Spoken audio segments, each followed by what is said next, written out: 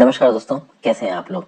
NCERT economics की series चल रही है। चैप्टर नंबर 2 है, ये लास्ट वीडियो है। यहाँ पे चैप्टर नंबर 2 खत्म हो जाएगा, चैप्टर नंबर 3 पे हम लोग पहुंचेंगे। शुरुआत करेंगे किससे, एक इंपॉर्टेंट ट्रेड पॉलिसी जिसको बोलते हैं इंपोर्ट सब्स्टिट्यूशन। इंपोर्ट सब्स्टिट्यूशन ने कहीं ना कहीं इंडिया की इकोनॉमी को बहुत हर्ट किया है, ऐसा बहुत सारे इकोनॉमिस्ट का बोलना है। कुछ इकोनॉमिस्ट का ये भी बोलना है कि इंपोर्ट सब्स्टिट्यूशन ने इंडिया की इकोनॉमी को फायदा दिलाया है। अभी फायदा दिलाया है, हर्ट किया है, इस चीज को यहाँ पे समझने की कोशिश करेंगे। अगर आप हमारे इकोनॉमी को चाइना जैसी कंट्रीज के साथ कंपेयर करते हो तो कहीं ना कहीं इंपोर्ट सब्स्टिट्यूशन ने हमको नुकसान दिया है। बट अगर आप हमारी इकोनॉमी को पाकिस्तान जैसी कंट्रीज के साथ कंपेयर करोगे तो इंपोर्ट सब्स्टिट्यूशन ने कुछ ना कुछ अच्छा किया है। देखते हैं क्या है। देखिए, ये जो इंडस्ट्रियल पॉलिसी थी इंडिया की, वो ट्रेड पॉलिसी के साथ बहुत हद तक रिलेटेड थी और ट्रेड पॉलिसी में हमने अपनाया इंपोर्ट सब्स्टिट्यूशन, यानी कि हमने एक इनवर्ड लुकिंग ट्रेड स्ट्रैटेजी को अडॉप्ट किया। ये इनवर्ड लुकिंग ट्रेड स्ट्रैटेजी क्या थी कि भाई हम लोग चीजों को अपने देशों में बनाएंगे, बाहर से इंडिया में इंपोर्ट नहीं करेंगे। As simple as that. कहने का मतलब ये है कि अगर बाहर से चीजें इंडिया में आने लगेंगी तो हमारे देश में तो चीजें बनेगी ही नहीं ना, तो हम बाहर की चीजों को क्यों इस्तेमाल करें अगर हम खुद बना सकते हैं। तो पहले 7 5 ईयर प्लान्स में फोकस क्या था कि भाई इंडिया में चीजें बनाओ, बाहर की चीजों को इंडिया में इंपोर्ट मत करो। कहीं ना कहीं थोड़ी बहुत क्लोज्ड इकोनॉमी थी हमारी, तो इसको बोला गया इंपोर्ट सब्स्टिट्यूशन, यानी कि रिप्लेस करो या सब्स्टिट्यूट करो इंपोर्ट्स को डोमेस्टिक प्रोडक्शन के साथ। अब अगर आप टेक्नोलॉजी को बहुत अच्छे से बना रहे हो और इनोवेशन को प्रमोट कर रहे हो तो ये पॉलिसी बहुत अच्छी है, लेकिन कुछ मैटर्स में पॉलिसी बहुत गड़बड़ हो जाती है, उस पर थोड़ी देर में आएंगे। तो बेसिकली इस पॉलिसी में एक एग्जांपल ये हो गया कि भाई हम लोग बाहर से व्हीकल्स इंपोर्ट नहीं करेंगे तो इंडिया में बनाएंगे। तो बाहर से व्हीकल्स बड़े हाई फाई क्लास के आ जाए तो भी हम इंपोर्ट नहीं करेंगे। हम इंडिया में एम्बेसडर गाड़ी बनाएंगे जिसका शीशा उठाने में कम से कम 2.5 किलो का हाथ चाहिए। एक नॉर्मल छोटा बच्चा, ये एक कमजोर लड़का लड़की उसको खोल नहीं सकते, भाई ताकतवर आदमी चाहिए उसको शीशा खोलने के लिए एम्बेसडर का। लेकिन हम फॉरेन व्हीकल्स नहीं बुलाएंगे, क्यों? क्योंकि इंपोर्ट सब्स्टिट्यूशन है, इंडिया में बनाई हुई चीजों का इस्तेमाल करना है। तो बेसिकली यहाँ पे वो इंडस्ट्रीज को प्रेफर किया जाता था जो कि इंडिया में प्रोडक्शन को प्रमोट कर रही है। ज्यादातर ये इंडस्ट्रीज कौन सी थी? सरकारी थी। अरे ब्रेड तक सरकार बनाती थी, अभी थोड़ी देर में उस पर आते हैं, ठीक है। तो बेसिकली इस पॉलिसी में सरकार डोमेस्टिक इंडस्ट्रीज को फॉरेन कंपटीशन से बचाती थी। किसके थ्रू? दो प्रकार के थ्रू, टैरिफ्स और कोटास। मतलब कि टैरिफ क्या चीज है कि भाई कोई चीज अगर फॉरेन गाड़ी इंडिया में इंपोर्ट हो रही है तो उसके ऊपर 70 80 100% की ड्यूटी लगा दो कि इंडिया में कोई खरीद ही ना पाए, इतनी महंगी हो जाए। दूसरा कोटा। कोटा मतलब कि मैक्सिमम, अगर कार है तो मैक्सिमम इतनी कारें इस कंपनी की इंपोर्ट हो सकती है इंडिया में, तो आपने कोटा लगा दिया कि भाई मैक्सिमम इतना गुड्स इंपोर्ट हो सकता है। इन दोनों प्रकार से इंडिया के अंदर इंपोर्ट को रोकने की कोशिश की गई और खासकर इस चीज पे ध्यान देने की कोशिश की गई कि जो ज्यादा महंगे गुड्स हैं वो इंडिया में ना आए। As simple as it. काम के गुड्स इंडिया में आना चाहिए। कहीं ना कहीं इंडिया की इकोनॉमी रेगुलेटेड, जरूरत की चीजें भाई, तो इंडिविजुअल लग्जरी पे उतना ध्यान हम नहीं देंगे। और कोटा जैसे कि मैंने बताया, it specified the quantity of goods which can be imported, मतलब कितने गुड्स, कारें कितनी इंपोर्ट हो सकती है, मोटरसाइकिल कितनी इंपोर्ट हो सकती है, रेडियो ट्रांजिस्टर्स कितने इंपोर्ट हो सकते हैं। तो ये था टैरिफ और कोटास, जिससे इंपोर्ट्स को कम किया गया और डोमेस्टिक फर्म्स को फॉरेन फर्म से कंपटीशन से बचाया गया और बोला गया कि भाई खुद आप प्रोड्यूस करो। अब भाई देखिए, ये जो पॉलिसी ऑफ प्रोटेक्शन का ओरिजिनल एजेंडा था वो एजेंडा बहुत सही था, और वो सही ये था कि भाई जो बाकी डेवलप्ड कंट्रीज हैं जो इतने लंबे समय से टेक्नोलॉजिकल प्रोग्रेस कर रही हैं, अगर उनके गुड्स बेधड़क अनचेक्ड इंडियन इकोनॉमी में आके बिकने लगे तो हमारी कंपनीज उनके साथ नहीं compete कर पाएंगे। और वो बहुत ऑब्वियस है, क्योंकि हमारी कंपनीज कम डेवलप्ड है, हमारी कंपनीज उनके साथ compete करने की पोजीशन में नहीं है। As simple as that. लेकिन धीरे धीरे हमारी कंपनीज उनके साथ compete करने की पोजीशन में आ जाएंगी in due course of time. ये भी हमारे पॉलिसी प्लानर्स ने सोचा, ठीक है ना भाई। फिर कहीं ना कहीं हमारे पॉलिसी प्लानर्स का इंपोर्ट करने का इसलिए भी मन नहीं था कि भाई अगर इंपोर्ट होगा तो उसकी पेमेंट करनी पड़ेगी, और पेमेंट फॉरेन एक्सचेंज में होती है, उसके लिए रिजर्व बैंक ऑफ इंडिया के पास आना पड़ेगा, और रिजर्व बैंक ऑफ इंडिया के पास फॉरेन एक्सचेंज रिजर्व ज्यादा है नहीं। तो रिजर्व बैंक ऑफ इंडिया के साथ फॉरेन एक्सचेंज रिजर्व ज्यादा है नहीं, ना हम अपने एक्सपोर्ट्स को प्रमोट करने की कोशिश कर रहे हैं। 1980s तक हमने एक्सपोर्ट्स को भी प्रमोट करने की कोशिश नहीं की। इंपोर्ट हम वैसे ही नहीं करना चाहते हैं, अपनी इंडस्ट्रीज को आगे बढ़ाना चाहते हैं, इंपोर्ट सब्स्टिट्यूशन कर रहे हैं। तो उसके चलते ओवरऑल हमारी इकोनॉमी को बहुत हद तक क्लोज रखा गया, ना ज्यादा इंपोर्ट ना ज्यादा एक्सपोर्ट। इन पॉलिसीज का हमारे इंडस्ट्रियल डेवलपमेंट पे क्या फर्क है, समझने की कोशिश करते हैं। आगे बढ़ने से पहले वीडियो पे लाइक का बटन दोस्तों, अगर आपने इस वीडियो को शेयर और सब्सक्राइब नहीं किया, इस चैनल को शेयर और सब्सक्राइब नहीं किया तो बिल्कुल कर दीजिए। मुझे हेल्प करने के लिए आप ज्वाइन बटन दबा के चैनल के मेंबर भी बन सकते हैं। आपके लिए सारी की सारी एनसीईआरटी की 6 से 12 की वीडियोस, चाहे पॉलिटी की हो, इकोनॉमी की हो, ज्योग्राफी की हो, हिस्ट्री की हो, साइंस की हो, मैं आपके लिए फ्री ऑफ कॉस्ट लेके आ रहा हूँ। तो ज्वाइन बटन दबा के आप हेल्प कर सकते हो। इंस्टाग्राम पे फॉलो कर लीजिए, आपके जेन्युइन डॉट से जवाब दूंगा। टेलीग्राम ग्रुप ज्वाइन कर लीजिए, मेरे द्वारा बनाई गई करंट अफेयर्स की पीडीएफ आपको टेलीग्राम ग्रुप में मिल जाएंगी। ओके, तो अब बात करते हैं effect of policies on industrial development.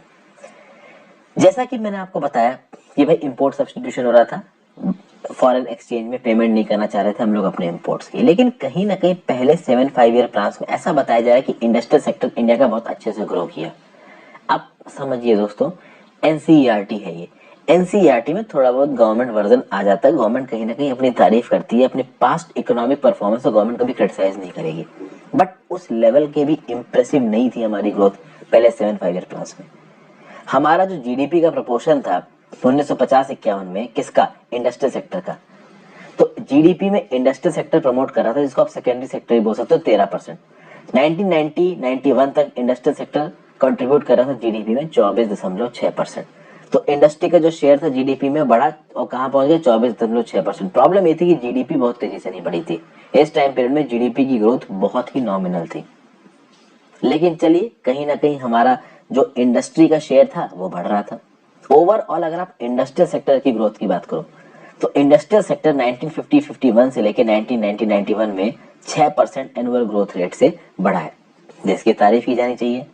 जब हम लोग आजाद हुए थे तो जो हमारी, आप कह सकते हो, इंडस्ट्रियल सेक्टर था वो डोमिनेटेड था विद कॉटन, टेक्सटाइल्स, जूट, लेकिन 1990s आते आते इंडस्ट्रियल सेक्टर बहुत ज्यादा डाइवर्स, बहुत ज्यादा वेराइड हो गया। ठीक है भाई, और क्यों वेराइड हो गया? यहाँ पे क्रेडिट किसको जाता है? यहाँ पे क्रेडिट जाता है हमारे पब्लिक सेक्टर को, हमारी सारी सरकारी कंपनीज जो यहाँ पे बहुत प्रोएक्टिवली काम कर रही थी। लेकिन सारी सरकारी कंपनी अच्छे से काम कर रही हो ये जरूरी नहीं है। यहाँ पे 2-3 फिगर्स दिए हुए हैं। 1950-51 में एग्रीकल्चर का शेयर क्या था हमारी इकोनॉमी में? 59%। 1990-91 तक आते आते कितना हो गया? 34.9%। 1950-51 में इंडस्ट्री का शेयर था 13%। 90-91 तक ही हो गया 24.6%। ये डाटा भी थोड़ी देर पहले डिस्कस किया। सर्विसेज का शेयर 1950-51 में 28% था। 1990-91 तक हो गया ये 40.5%। ठीक है भाई, अब देखते हैं स्मॉल स्केल इंडस्ट्रीज की बात करिए। स्मॉल स्केल इंडस्ट्रीज को बढ़ावा देने की बात की जा रही थी, और स्मॉल स्केल इंडस्ट्रीज का प्रमोशन उन लोगों को ये अपॉर्चुनिटी दे रहा था जिनके पास बड़े फर्म्स खोलने की काबिलियत नहीं थी। जो कि मैंने आपको पहले ही बताया था कि कहीं ना कहीं कुछ गुड्स केवल स्मॉल स्केल इंडस्ट्री बनाएंगी। ये गुड्स रिजर्व कर रखे थे सरकार ने स्मॉल स्केल इंडस्ट्रीज के लिए। तो सरकार भी चाहती थी कि स्मॉल स्केल इंडस्ट्रीज आगे बढ़े, क्योंकि ये स्मॉल स्केल इंडस्ट्रीज के पास काबिलियत है लोगों को नौकरी देने की। ठीक है भाई, चलिए ये भी हमने देखा। अब देखिए, फॉरेन कंपटीशन से हमने अपने एंटरप्राइजेस को प्रोटेक्ट किया, जिससे हमारे इंडिजीनियस इंडस्ट्रीज का डेवलपमेंट हुआ। और ये डेवलपमेंट बहुत से अलग अलग इलाकों में, ऑटोमोबाइल सेक्टर में, हार्डवेयर में, इलेक्ट्रॉनिक्स में। तो आप कह सकते हो कि बिना कंपटीशन के, आप कह सकते हो कि अगर फॉरेन कंपटीशन आ जाता तो वियतनाम जैसी कंट्रीज, ताइवान जैसी कंट्रीज, क्या कभी चाइना जैसी कंट्रीज के साथ हम लोग इलेक्ट्रॉनिक्स में कम्पीट कर पाते? वो अलग बात है कि इलेक्ट्रॉनिक्स में आज भी हम उनसे कम्पीट नहीं कर पा रहे, बट फिर भी कहीं ना कहीं थोड़ा बहुत इलेक्ट्रॉनिक सेक्टर हमारा अपने दम पे खड़ा हुआ है। वो इसलिए खड़ा हुआ है क्योंकि हमारी जो इलेक्ट्रॉनिक कंपनीज थी उसको सरकार ने सीधे सीधे सपोर्ट दिया। तो भले ही यहाँ पे तारीफ की गई है पब्लिक सेक्टर की, हालांकि जिस हिसाब के एनसीईआरटी में पब्लिक सेक्टर की तारीफ की गई है, मैं नहीं मानता कि पब्लिक सेक्टर इतना ग्रो किया है। पब्लिक सेक्टर की ग्रोथ इंडिया में लिमिटेड रही है। कोalition पॉलिटिक्स का जमाना था एक समय के बाद, लोगों का पॉलिटिक्स पे, कास्ट पे, धर्म पे ज्यादा ध्यान था, इकोनॉमिक डेवलपमेंट में कम था। बहुत सारे इकोनॉमिस्ट यहाँ पे निकल के आए जिन्होंने पब्लिक सेक्टर के एंटरप्राइजेस की परफॉर्मेंस को क्रिटिसाइज किया।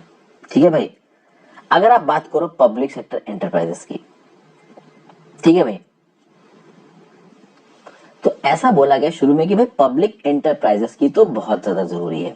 ये पब्लिक एंटरप्राइजेस मेजर लेवल पे काम करेंगे, स्टेट एंटरप्राइजेस हैं, ये कुछ गुड्स और सर्विसेज प्रोवाइड करेंगे और ये गुड्स और सर्विसेज में इनकी मोनोपोली होगी, मतलब ये यही बना रहे होंगे। सरकार डिसाइड करती थी कि ये कंपनी ये चीजें बनाएगी, ये कंपनी ये चीजें बनाएगी, फिर वही कंपनी वो चीजें बनाती थी। ठीक है भाई, अब देखो बहुत सारे इकोनॉमिस्ट का ये बोलना था कि भाई ये हर फील्ड में जो पब्लिक सेक्टर इंडस्ट्रीज घुसी है, क्या जरूरत है इसकी? अरे भाई जिन जगहों पे पब्लिक सेक्टर इंडस्ट्री की जरूरत नहीं है वहां क्यों घुसेड़ रखी है? फॉर एग्जाम्पल टेलीकम्युनिकेशन सर्विस को रिजर्व करके रखा गया था पब्लिक सेक्टर के लिए। अरे भाई टेलीकम्युनिकेशन में दुनिया भर में प्राइवेट सेक्टर फर्म्स काम कर रही हैं, तो आपने प्राइवेट सेक्टर को क्यों घुसेड़ रखा है? अब या तो पब्लिक सेक्टर प्रॉपर तरीके से काम करे, वो भी नहीं करते थे। 1990s तक के लेट टाइम तक आते आते पब्लिक सेक्टर में किसी भी प्रकार का कोई कंपटीशन नहीं था। MTNL BSNL से अगर आपको टेलीफोन कनेक्शन लेना हो हफ्तों इंतजार करना पड़ता था, तब एक टेलीफोन कनेक्शन मिलता था। सोचिए उस समय पे मॉडर्न ब्रेड नाम की कंपनी थी जो ब्रेड बनाती थी। अरे सरकार ब्रेड बना के क्या करेगी भाई? फाइनली 2001 में इस ब्रेड वाली कंपनी को बेच तो दिया गया, लेकिन क्या मतलब था इस ब्रेड वाली कंपनी को चलाने का? कुल मिला के ये जो 4 डेकेड्स थे प्लान्ड डेवलपमेंट ऑफ इकोनॉमी के, इसमें कुछ चीजों पे ध्यान नहीं दिया गया। पहली बात तो इस चीज पे ध्यान नहीं दिया गया कि भाई पब्लिक सेक्टर को कौन कौन से फील्ड्स में इन्वॉल्व होना चाहिए और कौन कौन से फील्ड में इन्वॉल्व नहीं होना चाहिए। दूसरी बात, प्राइवेट सेक्टर क्या क्या कर सकता है? कुछ चीजें जैसे कि ब्रेड बनाना हो गया, टूथपेस्ट बनाना हो गया, ये प्राइवेट सेक्टर बहुत आराम से कर सकता है। और अगर 3-4 प्राइवेट फर्म्स आ जाएंगे तो इनके बीच में कॉम्पिटिशन हो जाएगा, तो कस्टमर्स को क्वालिटी अच्छी मिलेगी और भाई कहीं ना कहीं अच्छी दाम पे भी मिलेगा। लेकिन इन सब चीजों पे सरकार का ध्यान नहीं जा रहा था, समझ गए? अब नेशनल डिफेंस की बात कर लीजिए। अभी नेशनल डिफेंस में आर्मी, DRDO जैसे ऑर्गेनाइजेशंस, कहीं ना कहीं इनको तो भाई सरकारी होना ही पड़ेगा। लेकिन कल की डेट में सरकार अगर होटल भी चलाने लगेगी, गवर्नमेंट होटल्स भी चलाने लगेगी, तो वो सही नहीं है। तो होटल्स भाई अब प्राइवेट एंटरप्राइजेस के पास छोड़ दो। तो इस प्रकार की चीजें आ गई। बहुत लंबे समय तक इकोनॉमिक स्कॉलर्स इस चीज के ऊपर बात करने लगे कि भाई ये जो स्टेट गवर्नमेंट है, भाई ये प्राइवेट सेक्टर के लिए बहुत सारी चीजें छोड़ दें और नॉन एसेंशियल सर्विसेज से बाहर निकले। जो बहुत इंपॉर्टेंट सर्विसेज होती हैं, जिनको कॉमर्शियल बेसिस पे नहीं चलाया जा सकता, जो कि प्राइवेट सेक्टर बहुत आराम से कॉमर्शियल बेसिस पे चला सकती है, प्रॉफिटेबल बेसिस पे चला सकती है, और उस प्रॉफिट में कहीं ना कहीं सर लोगों का भी फायदा होगा, लोगों को भी चीजें सस्ती मिलेंगी। तो भाई सरकार को वहां पे फील्ड छोड़ देने चाहिए प्राइवेट सेक्टर के लिए। ओके, अब देखिए, many public sector firms incurred huge losses but continue to function because it is difficult to close a government undertaking even if it is a drain on nation's limited resources। बहुत सारी ऐसी public sector enterprises थी, सरकारी companies थी जो लगातार loss में थी, उसके बाद भी वो प्राइवेट कंपनी चलाई जा रही थी, इस बात पे ध्यान ना देते हुए कि वो कहीं ना कहीं हमारे देश के रिसोर्सेस को बर्बाद कर रही थी। अब समझिए यहाँ पे पब्लिक सेक्टर को बंद करना क्यों जरूरी है? पब्लिक सेक्टर को बंद करना इसलिए जरूरी है क्योंकि जब आप पब्लिक सेक्टर बंद करते हो, बहुत सारे जो उसमें एम्प्लॉयज हैं, जिनको आप गवर्नमेंट एम्प्लॉयज करते हो, वो बेघर हो जाएंगे। तो वो क्या इतनी आसानी से नौकरी छोड़ेंगे? वो धरना प्रदर्शन करेंगे, प्रॉब्लम क्रिएट करेंगे। रिसेंटली अभी जो यूनियन बजट आया है 2021-22 का, उसमें सरकार ने डिसाइड किया कि राष्ट्रीय इस्पात निगम लिमिटेड को प्राइवेटाइज करेंगे। जैसे ही ये चीज आई, वैसे ही आपने देखिए उनके जो एम्प्लॉय यूनियंस है वो खड़े हो गए सरकार के अगेंस्ट कि नहीं भाई प्राइवेटाइज नहीं करने देंगे। समझ गए आप बात को? तो एक गवर्नमेंट कंपनी को बेचना आसान नहीं होता है, बहुत मुश्किल होता है, काफी बवाल होता है। और इसका मतलब ये नहीं कि सिर्फ गवर्नमेंट कंपनी को प्राइवेटाइज किया जा सकता है, प्राइवेट फर्म को भी गवर्नमेंट कंपनी बनाया जा सकता है। और याद रखिएगा, जरूरी नहीं है कि प्राइवेट फर्म्स हमेशा प्रॉफिट ही कमाते हैं। प्राइवेट फर्म्स अगर प्रॉपर तरीके से मैनेज है तो प्रॉफिट कमाएंगे, नहीं तो बेकार हो जाएंगे। पहले कई बार ऐसा हुआ है कि बहुत सारे प्राइवेट फर्म्स अनप्रॉफिटेबल हो गए, जब वो बंद होने लगे तो बहुत सारे लोगों की नौकरियां जाने लगी, तो सरकार ने यहाँ पे नौकरियां बचाने के लिए उन फर्म्स को खरीद लिया। अब ये तो सरकार का नुकसान ही था ना भाई। एक फर्म जो प्रॉफिट नहीं कमा पा रहा है, वहां पे सिर्फ एम्प्लॉयज की सैलरी बचाने के लिए सरकार ने उसको खरीद लिया, सारे लॉसेस अपने ऊपर ले लिए। तो कहीं ना कहीं यहाँ पे एक चीज को समझना बहुत जरूरी है कि जब चीज अनफीजिबल हो जाए, अनइकोनॉमिक हो जाए, तो उसको छोड़ देना चाहिए। बट इंडिया में जो छोड़ने का प्रोसेस है वो बहुत मुश्किल है, और इंडिया में बिजनेस शुरू करने का प्रोसेस बहुत मुश्किल है। लाइसेंस नाम की चीज थी, लाइसेंस राज मैंने समझाया पिछली वीडियो में। इस लाइसेंस राज को बड़े बड़े इंडस्ट्रियल हाउसेस ने बहुत गलत तरीके से प्रयोग किया। बड़े बड़े जो बिजनेस हाउसेस थे वो बहुत सारी चीजों का लाइसेंस ले लेते थे, सिर्फ इसलिए लाइसेंस ले लेते थे क्योंकि वो छोटे प्लेयर्स को, कॉम्पिटिटर्स को नए फील्ड में घुसने नहीं देना चाहते थे। आपको पता है कि अगर आप इनइक्वालिटी की बात करो तो जो स्ट्रॉन्ग प्लेयर्स हैं वो कभी भी अपने कॉम्पिटिटर्स को मार्केट में नहीं घुसने देंगे। फेसबुक, अमेजॉन, इन सब कंपनीज के ऊपर अक्सर कर इस बात का इल्जाम लगाया जाता है कि ये अपने कॉम्पिटिटर्स को मार्केट में आने से रोकते हैं। परमिट लाइसेंस राज में कुछ ऐसा ही था। कुछ फर्म्स जो ज्यादा बड़ी हो चुकी थी वो छोटे छोटे फील्ड्स में लाइसेंस के थ्रू घुस रही थी और बाकी फर्म्स की एंट्री को ब्लॉक कर रही थी। ठीक है भाई। और होने यहाँ पे ये लगा कि बहुत सारे इंडस्ट्रीज, बहुत सारे बिजनेस हाउस लॉबी करने लगे लाइसेंसेस पाने के लिए। मिनिस्ट्रीज में मिनिस्टर्स का जुगाड़ बैठाना, उनको रिश्वत देना, इस प्रकार के लॉबिंग करके वो कोशिश करने लगे कि ज्यादा से ज्यादा फील्ड के उनको लाइसेंस मिल जाए वो ये भूल गए कि उनका जो सबसे प्राइम फोकस होना चाहिए वो होना चाहिए उनके प्रोडक्ट्स को इम्प्रूव करने पे। अभी प्रोडक्ट्स की बात तो तब आएगी ना जब लाइसेंस मिलेगा सरकार से लाइसेंस ही नहीं मिला तो क्या मतलब है। तो ऑब्वियसली बात है वो पहले किस पे ध्यान देंगे, लाइसेंस मिलने पे। फिर भाई ये जो फॉरेन कंपटीशन से हमारी कंपनीज को बचाया जा रहा था इसको भी बहुत क्रिटिसाइज किया गया। क्यों क्रिटिसाइज किया गया, बोला गया कि ये हमारी कंपनी को नुकसान पहुंचा रहा है। क्यों नुकसान पहुंचा रहा है, क्योंकि जब इम्पोर्ट्स रिस्ट्रिक्टेड है तो इंडियन कंज्यूमर्स के पास बस एक चॉइस बचती है कि जो इंडियन प्रोड्यूसर्स बना रहे हैं वही वो खरीदें। इंडियन प्रोड्यूसर्स के दिमाग में क्या है कि भैया इंपोर्ट तो रिस्ट्रिक्टेड है, हम जो खरीदेंगे वही ये लोग करेंगे, हम इनके पास कोई चॉइस ही नहीं है। तो यहाँ पे इंडियन प्रोड्यूसर्स का शोषण हो सकता है। अगर फॉरेन कंपटीशन होता और इसके चलते कोई फॉरेन कंपनी आके कोई बहुत अच्छा सा प्रोडक्ट बना के मार्केट में बेच रही होती सस्ते दामों पे, तो इंडियन कंज्यूमर्स को पहली बार डिस्काउंट मिलता। दूसरा, जो हमारे डोमेस्टिक प्रोड्यूसर्स हैं उनको एक इंसेंटिव मिलता है कि भैया हमको मार्केट में कम्पीट करना है तो फॉरेन कंपनी को हराना पड़ेगा। अभी के लिए इंडियन प्रोड्यूसर्स को क्या लग रहा था कि अरे भाई इंपोर्ट सब्स्टिट्यूशन है, बाहर के लोग तो आके अपना सामान बेच ही नहीं सकते, तो हम ज्यादा दाम पे अपना सामान बेचेंगे और वो कम क्वालिटी का भी हो सकता है। समझ गए आप बात को। फिर बहुत सारे इकोनॉमिस्ट का ये भी बोलना था कि जो पब्लिक सेक्टर है इसका काम पैसा कमाना नहीं है, पब्लिक सेक्टर का काम है देश का भला करना। तो पब्लिक सेक्टर्स को और ये बड़ी बड़ी कंपनीज को, पब्लिक सेक्टर कंपनीज को केवल उन सेक्टर्स में इन्वॉल्व होना चाहिए जहां पे पीपल के वेलफेयर की बात हो रही है, जहां पे प्रॉफिट कमाने की बात हो रही है, वहां प्राइवेट कंपनी आने दीजिए। और ऐसा तो है नहीं कि प्राइवेट कंपनी प्रॉफिट कमा के निकल जाएंगी, भाई वो सरकारों को टैक्स देती है। समझ गए भाई। तो ये सब बातें यहाँ पे बोली जा रही है। फिर regarding protection, we economists hold that we should protect our producers from foreign competition as long as rich nations continue to do so. जब तक ये अमीर नेशन अपने प्रोड्यूसर्स को दूसरों के कॉस्ट बचाने की कोशिश करें तब तक हम बचाएंगे। बेसिकली यहाँ पे जो इकोनॉमिस्ट हैं वो इंटरनेशनल नॉर्म्स को यहाँ पे फॉलो करने की कोशिश कर रहे हैं। इकोनॉमिस्ट का ये बोलना है कि भाई आप फॉरेन कॉम्पिटिटर्स को इंडिया के अंदर आने तो दो, उनको कम्पीट तो करने दो। कहीं ना कहीं हम अपने डोमेस्टिक एंटरप्राइजेस की मदद करेंगे और कुछ इस प्रकार से मदद करेंगे कि फॉरेन कंपटीशन के चलते जो नई टेक्नोलॉजी, नई काम करने के तरीके, नई एफिशिएंसी और गवर्नेंस फ्रेमवर्क आ रहा है उसको भी अडॉप्ट करेंगे। समझ गए। तो कहीं ना कहीं बहुत लंबे समय तक प्रेशर आता गया, फिर आ गई बैलेंस ऑफ पेमेंट क्राइसिस, और उसके बाद इस ओवरऑल प्रॉब्लम का एक सॉल्यूशन तो निकालना ही था, जो कि निकल के आया न्यू इकोनॉमिक पॉलिसी 1991 के थ्रू। और यहाँ पे आएगा सिद्धांत इसका लिबरलाइजेशन, प्राइवेटाइजेशन, ग्लोबलाइजेशन। बाहर का इन्वेस्टमेंट इंडिया के अंदर आ सकता है, इंडिया में प्राइवेट ओनरशिप हो सकती है, ये सब चीजों के ऊपर रिलेटेड चेंजेस है। आगे इनके बारे में भी बात करेंगे। फाइनली बात करते हैं कंक्लूजन की। इंडियन इकोनॉमी की जो प्रोग्रेस थी पहले 7 ईयर प्लान्स में बहुत इंप्रेसिव बताई जा रही, एनसीईआरटी है, तो मैं कहूंगा उतनी इंप्रेसिव नहीं है। ये अलग बात है कि हमारी कंट्रीज थोड़ा डाइवर्सिफाई हुई, इंडिपेंडेंस से अच्छी हालत थी, बट यार इंडिपेंडेंस से अच्छी हालत अच्छा होना नहीं होता है। अगर आप इसको चाइना के टर्म्स में बात करो, इंडिया सेल्फ सफिशिएंट बना फूड प्रोडक्शन में, ग्रीन रेवोल्यूशन में। जमींदारी सिस्टम को हमने कुछ हद तक हटा दिया, हालांकि आज भी पूरी तरीके से जमींदारी सिस्टम हटा नहीं है। तो इस कंक्लूजन में जो एकदम से तारीफ करके बताया जा रहा है वो पूरी तरीके से सच भी नहीं है। इंडस्ट्रियल सेक्टर की बात की जाए तो बहुत सारे इकोनॉमिस्ट जिस प्रकार से हमारी पब्लिक सेक्टर अंडरटेकिंग्स काम कर रही थी उससे परेशान हो गए थे। बहुत सारा गवर्नमेंटल रेगुलेशन हो रहा था जिसके चलते इंडिविजुअल, आप कह सकते हो, इनिशिएटिव नहीं आ पा रहा था, एंटरप्रेन्योरशिप नहीं आ पा रही थी। सेल्फ रिलायंस के नाम पे ये जो इंडियन प्रोड्यूसर्स थे they were protected against foreign competition. Okay, और अगर फॉरेन कंपटीशन आता तो कहीं ना कहीं इंडियन प्रोड्यूसर्स को भी एक इंसेंटिव मिलता कि भाई अच्छे प्रोडक्ट्स बनाओ, नहीं तो बिकेंगे नहीं। इन इंडियन प्रोड्यूसर्स को पता था कि भाई सरकार ने बाहर के इन्वेस्टमेंट को बंदी कर रखा है, तो हम जो बनाएंगे वही लोग खरीदेंगे। तो उसके चलते क्वालिटी बढ़ी नहीं। जब क्वालिटी बढ़ी नहीं तो हम एक स्ट्रॉन्ग एक्सपोर्ट सेक्टर को डेवलप नहीं कर पाए। और चाइना की इकोनॉमी आज की डेट में एक्सपोर्ट ओरिएंटेड इकोनॉमी है। हमारे लिए जो समय था उस समय पे हमने अपनी एक्सपोर्ट ओरिएंटेड इकोनॉमी को डेवलप नहीं किया।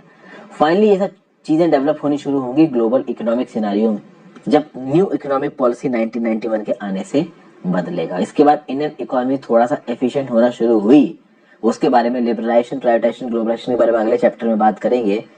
बट जिस हिसाब से भी इंडियन इकोनॉमी इसके बाद भी बढ़ी है ना, that is also not up to the mark. क्यों अप टू द मार्क नहीं है ये मैं आपको आने वाले चैप्टर्स में बताऊंगा। Thank you for watching this video friends. यहाँ पे रिकैप लिख रखा है, रिकैप में वही सारे पॉइंट्स हैं जो मैंने बहुत डिटेल में यहाँ पे ऑलरेडी एक्सप्लेन कर दिए। Thank you for watching friends. I hope आपको वीडियो पसंद आई हो। Have a great day.